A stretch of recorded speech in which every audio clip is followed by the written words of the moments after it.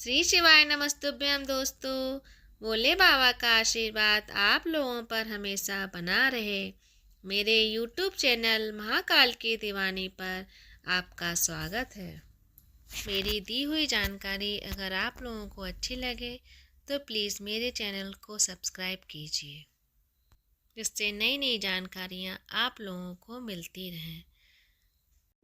मैं आपको भागवत पुराण अध्याय 1 में कि ये भागवत सबसे पहले किसने सुनी थी, पौष मास के मातम का दूसरा अध्याय सुनाने जा रही हूँ। पौराणिक कथाओं के अनुसार श्रृंगी अपने पिता ऋषि समीक के आश्रम में अन्य ऋषि कुमारों के साथ रहकर अध्ययन कर रहे थे। एक दिन की बात है कि सब विद्यार्थी जंगल गए हुए थे और आश्रम में श्रमिक ऋषि समाधि में अकेले बैठे हुए थे। तभी अचानक वहाँ प्यास से व्याकुल राजा परीक्षित पहुँचे। वो प्यास से बहुत व्याकुल थे और आश्रम में पानी खोजने लगे। जब उन्हें कहीं से पानी नहीं मिला तो उन्होंने समाधि में बैठे श्रमिक ऋषि को प्रणाम किया और विनम्रता से कहा कि मुझे प्यास लगी है, कृपया मुझे पानी दे दीजिए। राजा ने 2-3 बार कहने पर भी ऋषि ने उन्हें कोई जवाब नहीं दिया। उन्हें बहुत बुरा लगा तो उन्हें लगा कि ऋषि ध्यान का ढोंग कर रहे हैं। क्रोध में आकर राजा परीक्षित ने एक मरा हुआ सांप उठाकर ऋषि के गले में डाल दिया और वहां से चले गए। परंतु उन्हें आश्रम से जाते हुए एक ऋषि कुमार ने देख लिया और जाकर श्रृंगी को इसके बारे में खबर दे दी। सभी राजा के स्वागत के लिए आश्रम पहुँचे, परंतु जब तक पहुँचे राजा वहाँ से जा चुके थे और ध्यान में बैठे समीक ऋषि के गले में मरा श्राप पड़ा था। यह देखकर ऋषि श्रृंगी को बहुत क्रोध आया और उन्होंने हाथ में पानी लेकर परीक्षित को श्राप दे दिया कि मेरे पिता का अपमान करने वाले राजा परीक्षित की मृत्यु आज से 7वें दिन नागराज तक्षक के काटने से होगी। इसके बाद ऋषि कुमारों ने ऋषि श्रमिक के गले से सांप निकाला, जिसके बीच श्रमिक की समाधि टूट गई। श्रमिक ऋषि ने पूछा, क्या बात है? तब श्रृंगी ने उन्हें सारी बात बताई। श्रमिक बोले, बेटा, राजा परीक्षित के साधारण अपराध के लिए तुमने जो सर्पदंश से मृत्यु का भयंकर श्राप दिया है, ये बहुत बुरा है। हमें ये शोभा नहीं देता। इसका मतलब यह है कि अभी मुझे ज्ञान प्राप्त नहीं हुआ। अब तू भगवान की शरण में जा और अपने अपराध की क्षमा मांग। राजा परीक्षित को राजभवन पहुँचते पहुँचते अपनी गलती का एहसास हो चुका था। थोड़ी देर बाद श्रमिक ऋषि का एक शिष्य राजा परीक्षित के पास पहुंचा और उसने कहा, राजन, ब्रह्म समाधि में लीन समीक ऋषि की ओर से आपका उचित सत्कार नहीं हो पाया है, जिसका उन्हें बहुत दुख है। किंतु आपने बिना सोचे समझे जो मरे सांप को उनके गले में डाल दिया।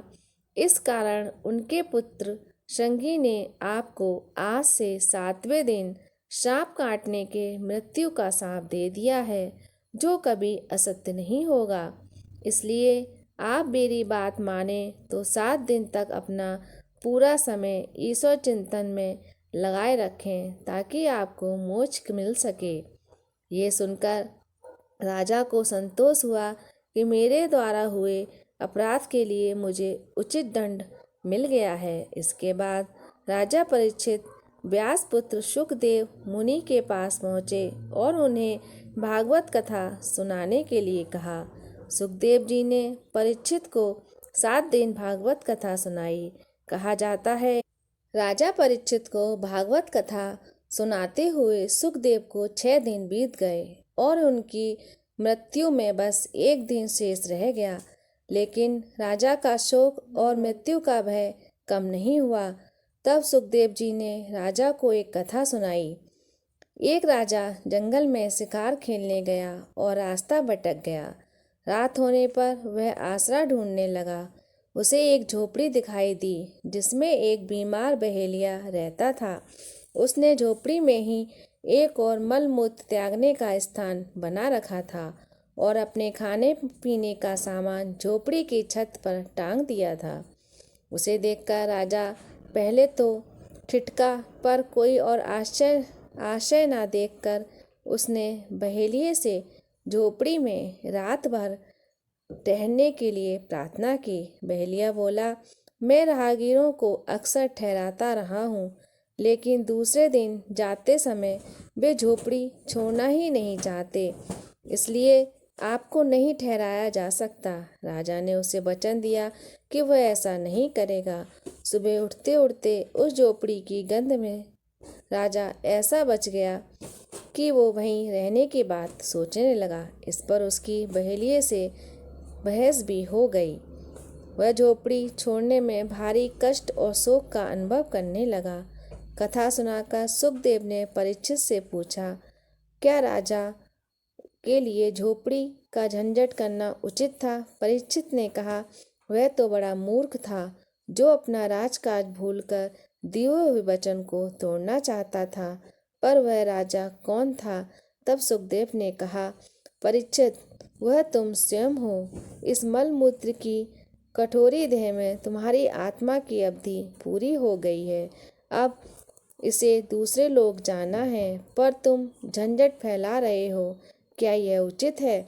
यह सुनकर परीक्षित ने मृत्यु के भय को भुलाते हुए मानसिक रूप से निर्वाण की तैयारी कर ली और कथा को पूरे मन से सुना।